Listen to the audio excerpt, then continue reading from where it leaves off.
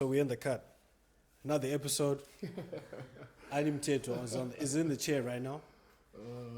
So we're generating content. Yeah, this is a special guest because this guy plays. I've been playing rugby against this guy for about how many years now, bro? Probably like 5 5 years, bro. or so, yeah. This guy, he went back to university just to play me again. Nah, but come, tell the people who you are, bro. What's up, everyone? It's mteto over here from Port Elizabeth, South Africa. I've been in Dallas for probably say like a year and a half now. Yeah, loving this place. It's good, you know. It has a bit of everything. Touches all the bases. Yeah. But I'm keen to get this cut from good old Masvitasha over here. The man, the myth, the legend, eh? Butchery cuts himself. When's the last time you got a cut, bro?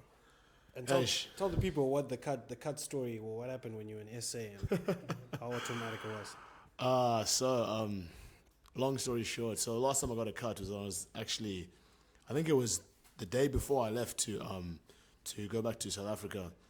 I got a cut from Butchery Cuts himself over here. I needed one because I had to look fresh when I go back to South Africa. You know, you never know, I never knew who I was going to be able to see when I go back home. So I had to go there. I had to go there looking on point and looking sharp. So yeah, no, it was good. And then when I was back home, I was really keen to get a haircut, but I just wasn't really back in all the places. Back in all the places to go because I just wasn't really feeling going to like a South African barber. So I just thought, let me just sit tight and just wait until I get back to Butchery Cuts over here because he's the only one that trims my hair, you know. You got to stay faithful to your barber, you know, even if it means driving 40 minutes. You got to do what you say. You got to do what you got to do, you know. Yeah. So 6 weeks later, or not even 6 weeks, I'd probably say 7, like 7 weeks later, 8 weeks later. Now I'm back here now, about to get this Commitment. nice trim up. That's what you call commitment, boys. So what's the fastest Bronco time you've ever run? So the fastest Bronco time I ever ran was 4:24 at Lindenwood.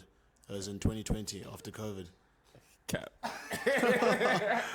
Nah, I'm joking. Nah, he's fit guy. 4:24, bro. Bodie Brand does what? 4:13. Something like that. 4:11. Yeah, something crazy. Yeah. That's why you like 10, about 10 seconds. Yeah. But that was at my peak though. That's when so COVID hit and I was just running 5Ks every day and gymming. So yeah, I was just running 5K and gymming. So yeah. So your boy was. What's the largest you've ever been? I'd probably say 230. Yeah, 230. Yeah, 230. You were big. Yeah, 230. My body kind of maxes out. That year in St. Louis. Yeah. Yeah. I'd probably say 230. It was when I tore my PCL. Yeah. So what steroids did you take to get that big? I didn't take anything. I just that was just me eating. Cap. That was just me enjoying the American food, you know. Yeah. Who was finding the food for you boys at Lindenwood? This is a question that A-State boys have. Well, the food. How come all you men were like big, bro? Like, what was the story behind that? Nah. I know steroids one, but two, like, where was the food coming from? Nah, it definitely wasn't juice. Commons. It definitely wasn't juice. Cafeteria. But I'd probably say with us, bro, like we just had. So whenever we had Evans, like we could eat As much as we wanted. as we wanted. So That was the first 2 years, and then afterwards it changed. yeah, so like that's like so guys like me, Clem, and a few of the other like bigger boys, like we made use of going to Evans. Like yeah, we would go to Spelman. Spelman was the one that had what do you call Like it? the fast food Yeah, like the places, like, like so the like restaurants. yeah, like restaurants. So you Like talk about like restaurants will give you free food. yeah, They'll it was give part of us the meal food. plan. Yeah, No, so Evans is basically you go there and then you pick what food you want. Yeah, but Spelman is where it's like the KFC, the Subway, the Chick-fil-A. yeah. So you get one meal. But then with Evans, you can get burgers. Like you make your own burgers as much times as you want. Yeah. Yeah. So like whenever we go to Evans, we'd just get pasta. We'd add basically you just be making your own food pretty much. And so for me especially, like I'm a big protein guy. I love my protein, so I would Let the people know your diet, bro. You're interesting. Like, yeah, so I'm big on the protein, so I love my meat. So as Clem will tell you, my diet literally revolves around meat and vegetables and fruit. That's it, nothing else. No rice, no carbs, no nothing. Yeah, so for me personally, it works really well because it helps me like keep my size and mass. I can maintain it really well. So yeah, that's my secret. So Clem, like, what would you say is Ani's strength in terms of like, since we're talking about rugby, what would you say is Ani's strength? I'd say his playmaking ability. I remember when I first met him, like I noticed that his pass was like above others.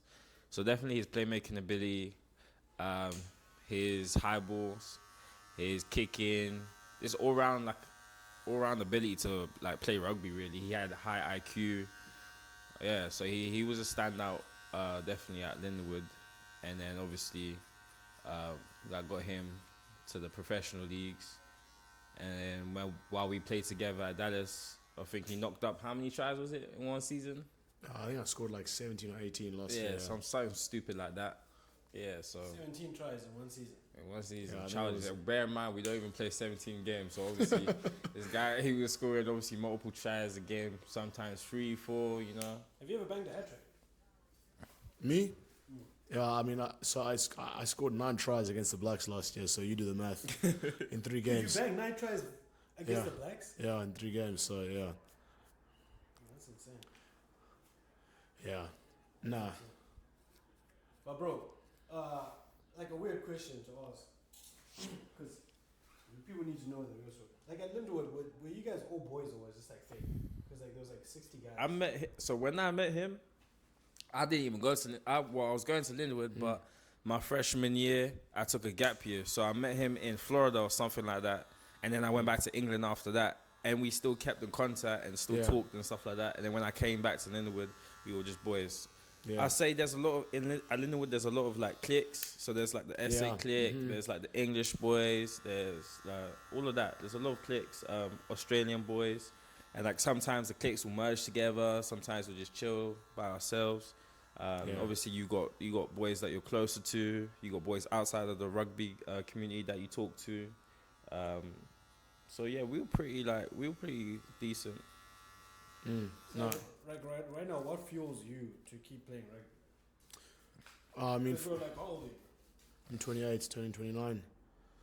It's what, 5 more years and then you're done. I mean, in the US, like I could probably stretch out my career a lot longer. I'd for sure say compared to back in South Africa. I mean, in South Africa, I'm an outside back, so being 28, turning 29, you're probably looking at as an outside back, probably maybe 2-3 years. They probably start recycling you out when you probably like your 33rd birthday, like especially for professional rugby, you're out the system at that point because there's obviously someone that's 21, 19, like so someone from 19 to 24 that's hungrier, faster than you, that's jumping at the bit trying to take your place. So, but the nice thing about the US is like your shelf life is a lot longer because obviously like rugby isn't really as big, and there isn't as many guys that do what you do in the US compared to South Africa, where there might be 100,000 guys like mteto, if not better. You know what I mean? So it's just different.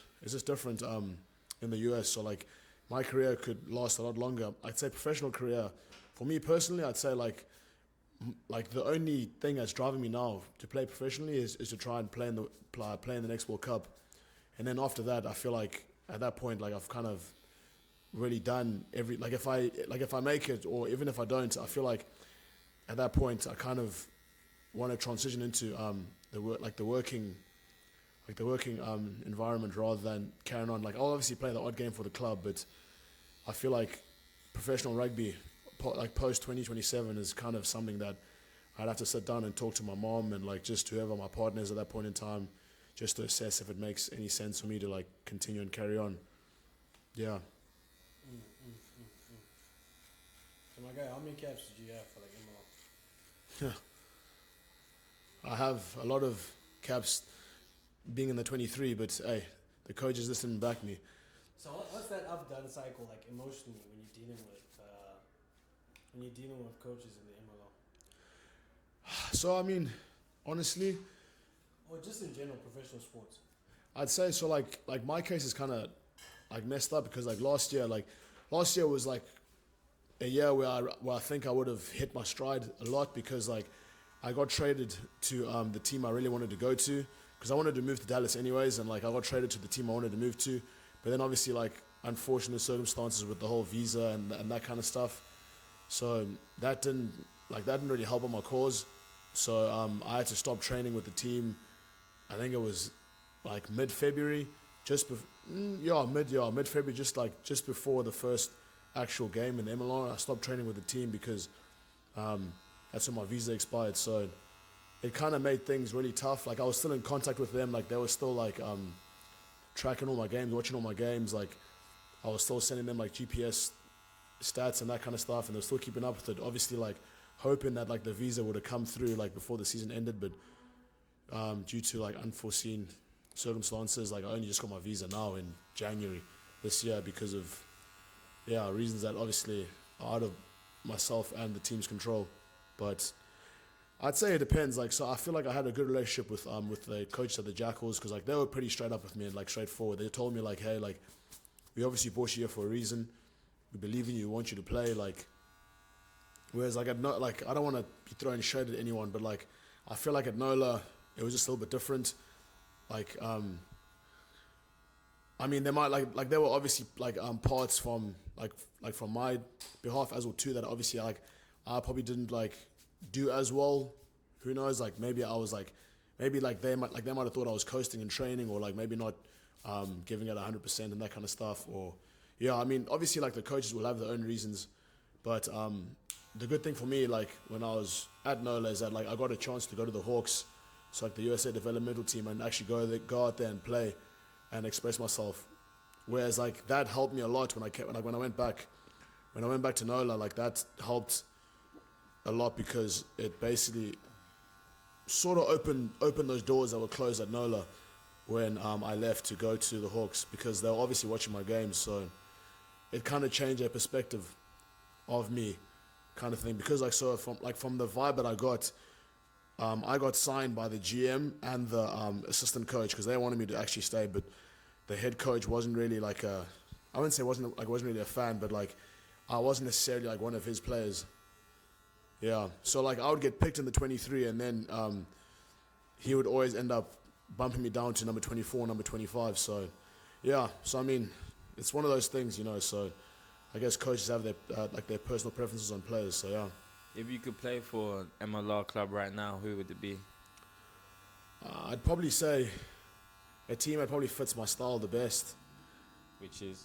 I'd probably say like I wouldn't mind playing for Houston. Like Houston would be really good for me because like I have a few friends from Houston. They also have like quite a few South African guys. Like it will always be good to play with guys from where I come from, because like I know the standards. Like the coach drives the standards. The players will also drive the standards too, and I obviously like hold myself and obviously all other teammates to like a high level. So yeah, and then another one would be Anthem. Like I wouldn't mind going to Anthem because just playing in front of the USA coaches week in week out, you know, that'll obviously do like a lot for me obviously trying to push for those goals that I've set for myself. So yeah. Yeah, I'd say those are two teams for sure. I don't know, it's kind of working. I mean, hey, you're the only one I trust with a haircut, so. See, that's what happens when you hype someone up, bro. You just hyping them up.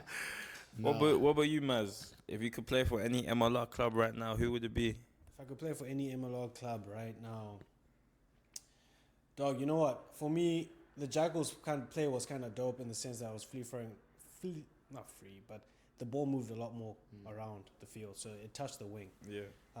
My sense, I think maybe San Diego would be pretty cool. I like how they play. They got big running forwards. I like to play with big forwards. I don't know what it is. Like I'd rather have a team that have bullies in the forward pack, 100%. so that it makes it easier for the backs. Yeah. Because like forwards play a big role in terms of rugby. Yeah. And if your forwards aren't dominating the physical battle, or they're not putting you front foot ball, or putting you in a position to actually attack and have freedom of like doing whatever you want.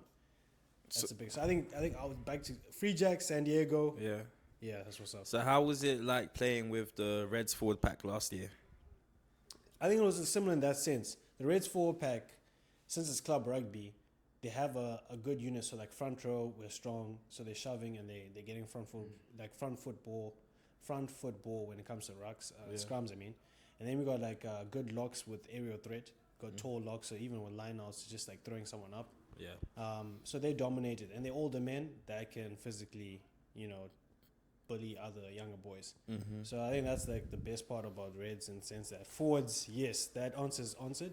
I think it's that question's answered. It's similar to like Lindenwood when we were in college. Yeah. Lindenwood had a dominating forward pack, or just big boys in general that bullied other little boys. Yeah. And rugby's all about dominance, like how Yeah. you can dominate the other person. Yeah, I mean, SA, that's how SA is. Yeah. That's how SA dominates in rugby. no, I'd agree with that too. I mean, last year was like it was very fun too. I mean, as Maz touched on too. I mean, like us three played together, which is really cool. Like it's always good playing with like some of your best friends. You kind of cherish the games and you kind of cherish those seasons a lot more than the ones that you're just hustling with like a bunch of guys, even though they're your friends. But yeah, like last season for me, especially with the Reds, like it just hit different when I was playing with like some of my closer friends. Like it made like pitching up and going to the games a lot easier, rather than like just being like, nah, I don't feel like going and play this weekend. And obviously the forward plug helped a lot because it gave guys like myself, Maz and Clem a lot of freedom to just do whatever we do best. I mean, yeah, like Maz is like very skillful and like he can do a bit of like he can do everything. Like he's got a good all-round game, so it kind of opened up and freed him up to express himself a lot more playing center. And then for Clem, like it also helped. Like I enjoyed having him on my outside because I always knew if I was knackered and gassed, I can always just break line, create something, and then just give it to him, and then we'll finish it off. So yeah, it was good to have a pack that was dominating, that could allow us backs to just express ourselves and score some points, score some tries. That's big, bro. That's big. So now that you, Annie, and Maz are no longer in the Reds backline, how do you fare the Reds backline this year?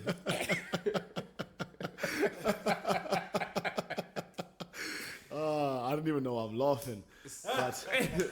But so I actually coach the back line. I'm actually assistant coach this year because I obviously ruptured my Achilles and I'm injured. So I'll be out for the whole season this year. But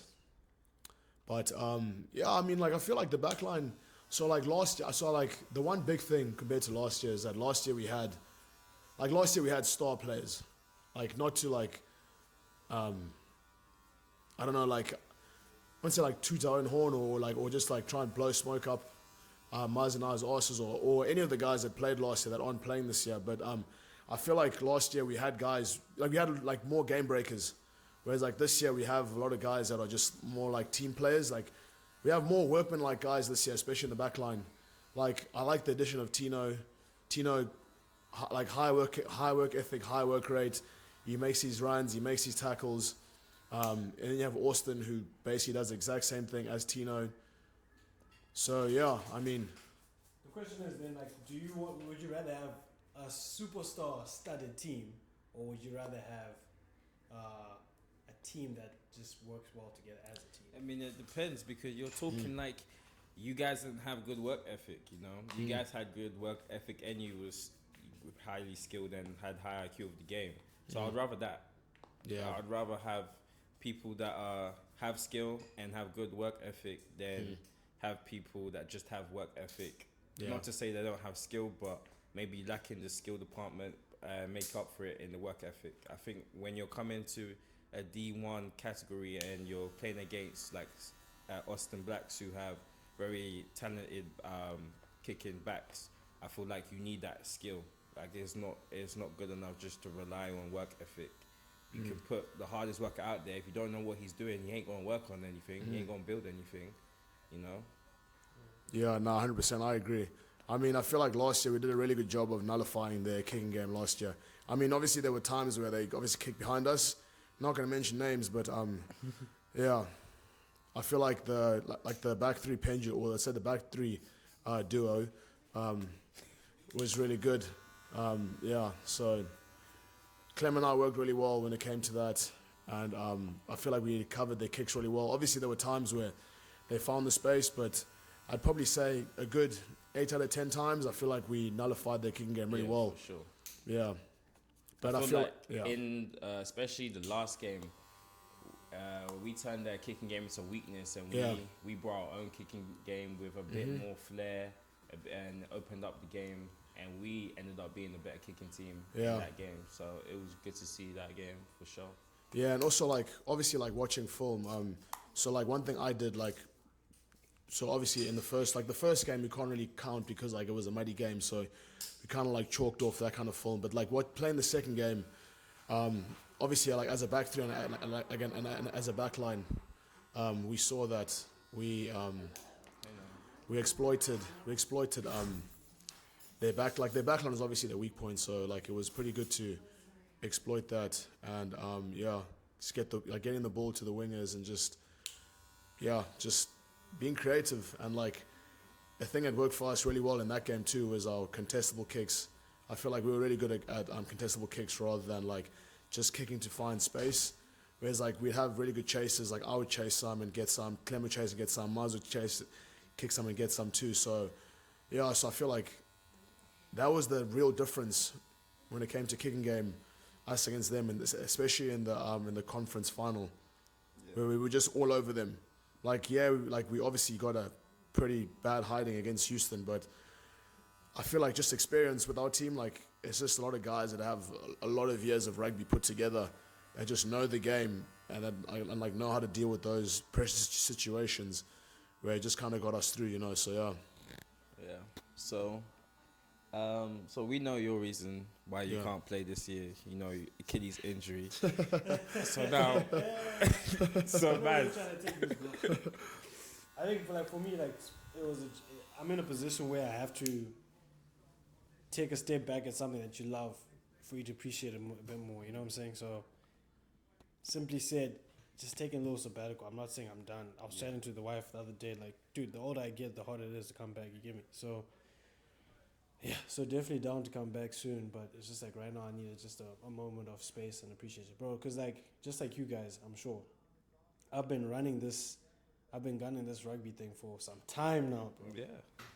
Bro, I can remember like the first time I actually got like into rugby. So that guy was just now Nick Tembo. The first guy who taught me rugby, his name was Mr. Tembo.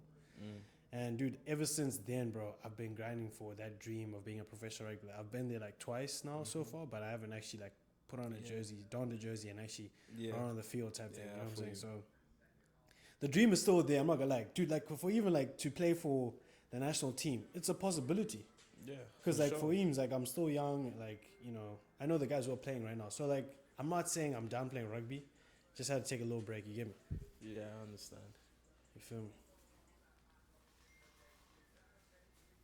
Does seeing a lot of your friends and a lot of people you played against and maybe you've bested now get to all of these like high places starting, now they're breaking national teams, does that give you motivation? Does it defer you? Like, how does it make you feel seeing like a lot of people that we know get all of these caps and stuff like that? For both of you or whatever. I mean, for me, like, it drives me because, like I'll sit there watching and be like, yeah, that's actually crazy. Like, I literally was playing like All Americans or any sort of rep rugby since I've been in the US. Playing with them is just like, wow. It just honestly, what it comes down to, it just shows that like anything's possible. If like anything's possible in the US, honestly, like, bro, in life, bro. Yeah. That's just what it shows, bro. Yeah, I mean, if you're willing to put in the time and the effort, then anything's possible. And also you need like just being in the right place at the right time, being in the right situation that benefits you the most. Yeah, that goes a long way. Yeah. And like for me too, I feel like I was in a great situation last year being at the Jackals, and I feel like I would have been able to do really well. Like it was like as Maz said, like the team plays an attractive brand of rugby. I feel like it would have suited my game really well. But yeah. So I mean, obviously, like being in the right place at the right time. It's just very unfortunate that we don't have a team here because, I mean, there's a lot of talent that's just being left behind in Dallas. Like now that the team is obviously non-existent. So yeah, I mean, there's loads of guys here that are chomping at the bit to play professional rugby because most of us. So like even in my case, like I obviously want to work and play. Clem obviously wants to work and play too, and obviously Maz has the same like vision too. So it's just, I feel like. As the MLR being like a newer league, like that's a big missed opportunity for them because like there's obviously younger guys like us that obviously like still want to give it 100% and like and still see like what we can achieve in our rugby careers, but obviously we have jobs and that kind of stuff. I feel like they're missing out, like they're missing the trick on trying to retain guys like us that are obviously like that obviously classify as American, you know. So like we don't count as an international sport. Like they're kind of missing the plot on getting some of these like I guess these like these American-born players that obviously don't know much about rugby, getting those guys like into the teams, whereas you can just get someone that's born and raised in a different country that obviously like knows a lot about rugby, grew up playing rugby, like that has the fundamentals and the basics. Like you're better off having those guys being like your staples and like your staples of like a franchise, you know, even if they do it, like even if they work on the side, but we like obviously like we'll still be there to train and do all that kind of stuff, you know what I mean? Like so yeah, because I mean obviously the season's only 6 months, so we'd be able to figure something out and make it work because obviously the drive and the passion is obviously still there. So yeah. And for you, Clem? For me? What do you say? No, all good. Okay. Yeah. Yeah, let's talk about something not too serious, bro. So about why aren't you married? I mean, I don't know, man. Like, honestly. Or not? Tell me about the worst heartbreak you've ever had. I said not serious and then moved to that. Yeah, you're a bad man. Oh, that's actually crazy. Nah, bro. There was just, I'd probably say, like, I wouldn't say, yeah, there was just one girl, like, in college that just broke me, bro. Like, she broke me, like, she broke my spirit, and then, like, yeah. So, like, yeah. Yeah. Nah, but, like, even Clem can relate, bro. Like, she really broke me, and, like, after that, I just wasn't really the same when it came to dolls and that kind of stuff, you know, so, yeah. I was just moving different, moving very, very different after that. So, yeah, I'd definitely say she was the one that kind of led me to all these shenanigans that I'm on right now. How does a girl end up breaking your spirit? What happened? It was like just a ceremony. Nah, it wasn't ceremony. It's just the way she was moving and the way she was acting, you know. So, it just wasn't really. It wasn't really the way a girl should be acting if she's. So what are the tips that you would like to tell the people so that they should watch out for, so that they don't have? I feel like it's like in university it's different, you know. So I feel like people go to university to just have their moment of shine. So yeah, like you're a lot more like prone to be doing shenanigans and that kind of stuff.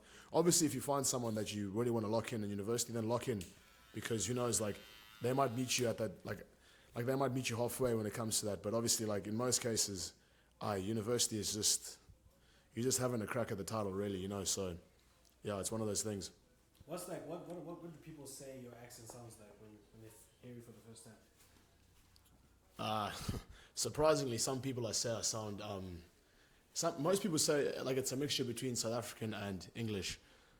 But I still stand on the fact that I sound South African. But the only difference is between me and like the proper South African guys is that those bras are a lot more, like their accents are a lot thicker, because obviously like they might be more Afrikaans speaking or anything like that. They might be like, yo bro, let's go play some rugby, like lacquer, like, whereas like mine's more subtle because obviously I've grown up going to private schools, and then I obviously did I did a year in England too, as an exchange student when I was 16. So yeah, so I mean, like, I feel like, who knows, I might have picked up a few things then. Then obviously, like, having friends that come from all over the world, you obviously pick up some of their slangs and that kind of stuff too. So let's do some Southern African slang, bouncing back and forth. Okay. So like, how would you say it to go somewhere? Kom ons gaan.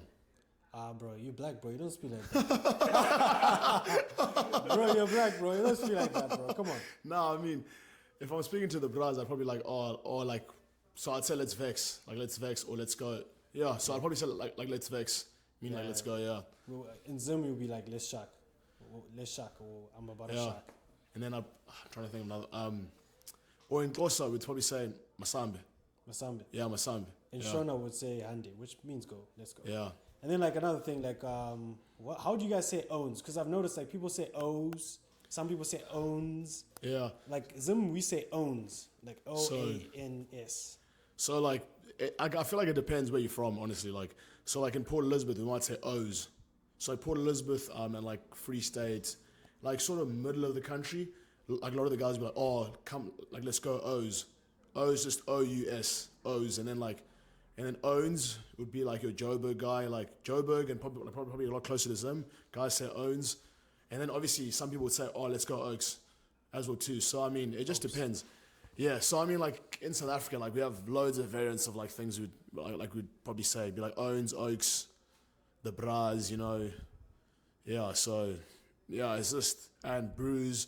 I'm gonna go chill with my brews, like you know. So like, it's just a mixture of just loads of just stuff just chucked in the hat, pretty much. But most of it comes from Afrikaans, though. Yeah, Afrikaans. So what and mixed English. the Sauti? I know they say Sauti for the British guys, but for the British guys, what slang do they have then? I mean, British Africans. I'd probably. It's still so like most so like those guys use a bit of both. I'd probably say. So I'd say like it's a good mixture because most of our slang is a mixture of Afrikaans, Xhosa, and English. So if you're born and raised from South Africa and you're like English, then you obviously use all three, pretty much.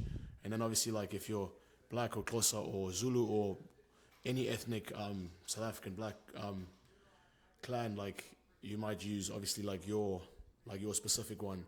But obviously for me, like my family's a lot more open, so like we just basically use everything pretty much, yeah. And then like another question I like to ask is, so for instance, I know you mentioned you went to school in PE, Kingswood, right? Yeah, Kingswood, yeah. So you were at KES, right? It's KES for short. Kingswood College or KC, yeah. Is KES the same thing? Nah, KES is in Johannesburg. So we called KC and then KES. Okay, so Kingswood College. Yeah. So when you guys used to go to like Zim for like cricket tour, I asked this question: were you guys like, "Dang, we're going to Zim," or was it more like, "Hey, Owens, we're going to Zim. Let's like let's get hyped," or was it like, bro, I don't want to go to Zim type thing, coach. I pull my hammy type vibe, or was it like?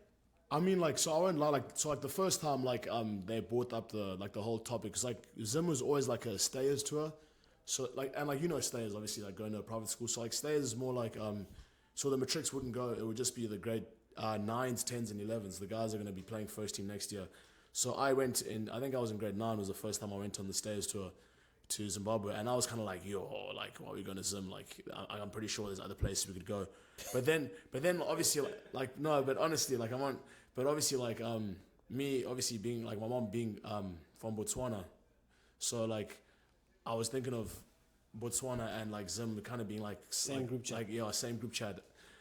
But then, like, obviously, like, when we went there, I was like, oh, no, like, to be fair, like, it was actually nice. So, like, the first year, it wasn't bad, but then, like, the 2 years afterwards, I'd probably say, like, I had a good time. Like, I enjoyed it a lot more because I was a lot more like, I was 15, you know what I mean? So, like, culture and that kind of stuff, I wasn't really, like, into that kind of stuff. But obviously, the older I was kind of like, I appreciated the tours a lot more, you know? Like, and I feel like when you're older, you appreciate the smaller things a lot more, like traveling and that kind of stuff. So, I really enjoyed it. It was good to, like, be outside of the bubble of, like, the Eastern Cape and going somewhere else and playing cricket somewhere else and, like, just seeing, like, how things operate in Zimbabwe, like, how those schools do and that kind of stuff, yeah. And then, like, I know you went back to SA after 5 years of staying in America. Like, what's the biggest take back that you had when you first landed in SA and when you left SA? Like, what's, like, something that you thought about that you maybe took for granted when you were in America, or something in America that you took for granted when you were in SA? Like, what are, like, the biggest lessons, or, like, from your viewpoint, because you're someone who's traveled, you just haven't stayed in that PE bubble. Yeah. You've been to England, you've been to USA, you're about to go to Spain for rugby as well. Like, you've traveled the world, you've seen different cultures, different people. Like, what's something big that you've noticed and learned from your traveling experience? I'd probably say, like, the one thing about back home is, like, I don't want to throw shade on South Africa, but, like, people back home are very relaxed, you know. I mean, that's just how African people are in general. Like, I mean, especially in, like during the time frame I went there. So I went there in December, and, like, most people in December, they are off work from the 15th of December until about the 3rd or 4th of January. So I went in the time where everyone is just in holiday mode. And as we say in South Africa, it's December, yeah? So December, Oaks are just going full send. So it was just different. I mean, I'd probably say, like, the one thing about the US is that, like, if you want to do something, it gets done now. Like if I want to go, let's say I want to get my car fixed, or if I want to fix my garage or anything like that, like things happen immediately. Like you can go now and like the job could be done by the end of the week or even today, depending on if you get the right people. Because everything's a lot more. So I'd probably like everything here is a lot more easily accessible than it is in South Africa. Like here, everything's just at the click of your fingers. In the US, for sure, I'd probably say. Whereas back home, things just take longer. So like an example, like one big example is that my mom was like extending the garage at our house because my sister she's 17 now, so like she's gonna obviously take the car that I used to drive, my old car, and she's obviously gonna extend the garage so 3 cars can fit in there. And like I was chilling at home while she was at work in East London, and so we had workers obviously coming in to like extend the garage, and they came in like I think it was like 2 days before, and they said to me, "Yeah, like we're gonna come in, and like we're gonna come in every day at 7 o'clock." And I was like, "Okay, sharp, like cool, like 7 until 4." And I was like, "Okay, fair enough, understand." But the first day they rocked up at I think it was 12, and I was just like, "Yeah."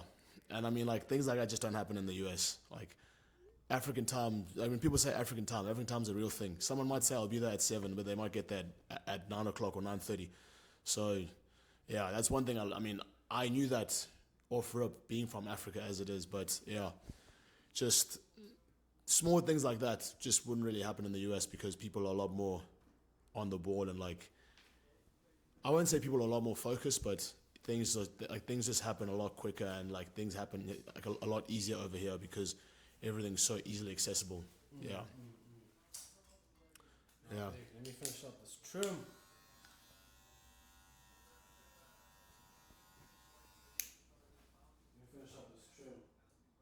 Yeah, my guy, but yeah. I mean, it's crazy that the journey you've been on, especially like last year was a roller coaster. Yeah. No, it was rough. I mean, you also got injured last year too. Yeah. Did you play in that gorilla squad? No, you didn't play. No, yeah, I was not injured. That was Kim. You played in the gorilla I played squad. gorilla That squad. was like the best gorilla performance I've ever seen. Yeah, it was good. It was good fun, man. That was my first time at Rugby Town. Yeah, and I mean, a lot of people said, yeah, Rugby Town is just high level. Like you're not gonna be able to catch up. And when I went there, I was like, bro, this is calm, bro. Like, I'm flowing with it. You know, it was good vibes. Definitely looking forward to going there next year.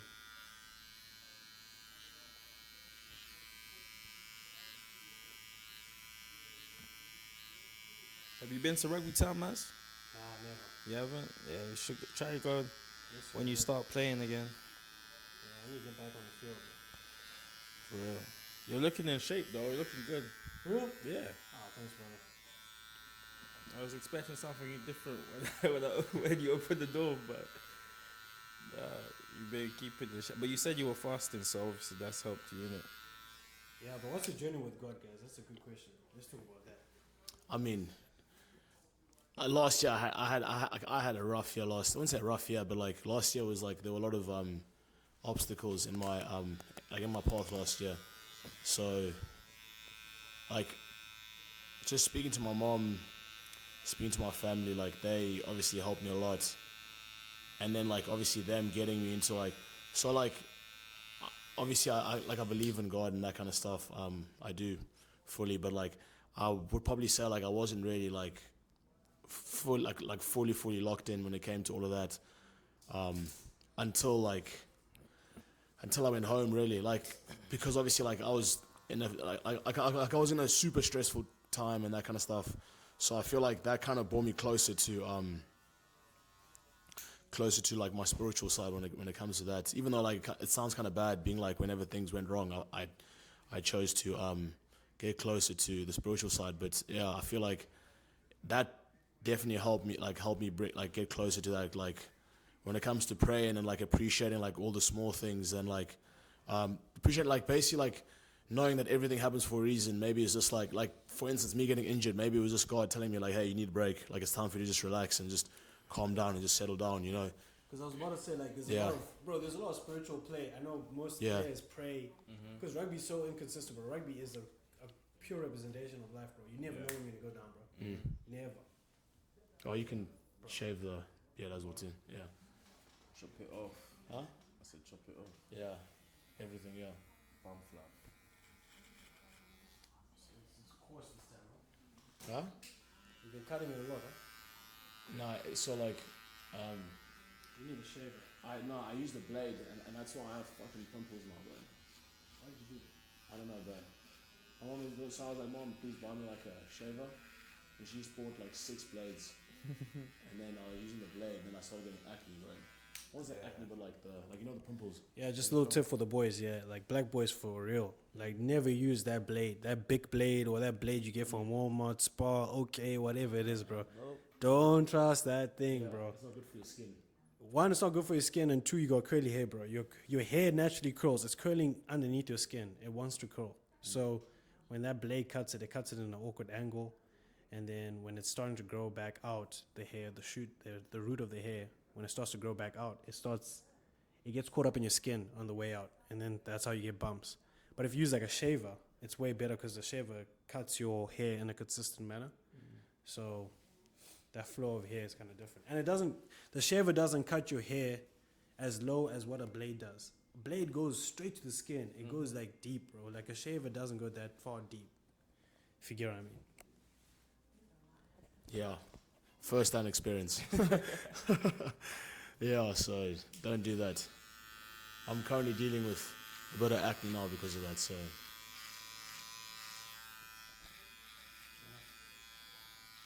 You can even see underneath there. You can tell, no? Yeah, a little bit. I can see it. Yeah. My mom was like, actually let it grow. Like we shouldn't have cut it. my mom was like, oh, I know, it's just stress. I'm like, no. I'm like, it definitely isn't stress. You have to let that thing grow. Because right now, if you keep cutting, it's gonna do the same thing. I got you. Got something quick. Huh? It's gonna do the same thing. Just watching this, bro. Foil shaver. What? Foil shaver. Foil Okay. shaver.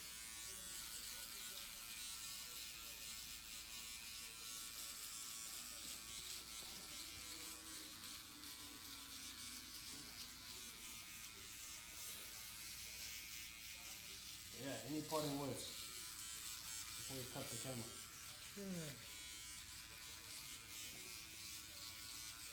I was still shaving your neck. That's why he's not too. So I'm gonna go with something that's to do with sport. I guess in life in general is this: if you put your mind to something, anything's possible. Yeah, whether it's life, rugby, just anything in general. Just apply yourself, put in the hours, put in the time, and and the world's your oyster. Yeah. Thanks, Mr. Mteto. Yeah, man. You got everything off your chest, bro. Yeah. You come here for therapy, and haircut. And then No, you I'm can good. You can do highlight reel. You can do facts. You can review. Because the thing about, bro, like think about this, bro. Like this video is gonna be there on YouTube, and then you're gonna be like 35. You're gonna be like wondering, like, shit. I should have swore. My apologies. Then you'll be wondering, like, dang, bro. Let me actually see, like, what was the vibe when I was 28 or 25 or 26. Yeah, that's true. No, thanks. Hindsight's a beautiful thing, bro. There's many lessons that can be learned. No, thanks. I think we're done. How with much it. were these mics each? No, for the pack. Okay, and there's 2 of them. Yeah. I was actually like, bro, last year I wanted to vlog the season. Yeah, That's when I actually started wanting to do vlogs. should have. Sure, that was. Yeah, because we won Texas. That would have been a good vlog. Just say we can't do it again. We can do it again if You you guys come can. back. That's the answer. You guys can, bro. I'll catch you 2026, bro. Yeah, you gotta take some time. Make sure that foot heals properly. Yeah, was this Philip was saying to me, he's like, oh, so Annie, he's like, how's your rehab going? He's like, we can roster you and then like you can step on the field and then we can sub you in the first minute. I'm like, no, bro. You don't stay away from club rugby for now. Bro, that's what I'm saying. Hey, if there's no money, I'm not playing, bro. That's what I'm saying. What's the point? No, but we play this game enough times. We know it's fun. Yeah, we know it's fun. That's part of the reason why I'm chilling, bro. Like I played, bro. Clem, you've said it, bro. I love the game. It's not like I don't. But Yeah. it's like, bro, I've been putting some time in it, right? I need to put some time in when I was low key. I hear you, bro. Is my hair finally growing back now? in front here. I mean, the yellow Like is here. nearly out. Nah, like there was a part here, like when the yellow was going away, where it was like it looked super thin in front here. Yeah. Remember, Mike? When you cut my hair, like this part here, bro. My guy, you can go to the camera. Shout out to the butchery cuts and all that. What's it called? Butcher cuts? Butchery cuts. Butchery cuts. I wear gents. Oh, I need to show the trim. Yes, bro, I'm finally fucking back to life now, eh? Finally back to life. But yeah, nah, shout out to Butchery Cuts for always chopping me up. And yeah, nah, I mean, make sure you book. Make sure you guys come. Trust me, it's worth the drive. Clem and I be driving 30 minutes, 40 minutes to come get this haircut. Yeah, so it's worth it. Trust me. From a stingy South African, it's worth it. Trust me. I wear lacquer. Cheers, my boy. Cheers.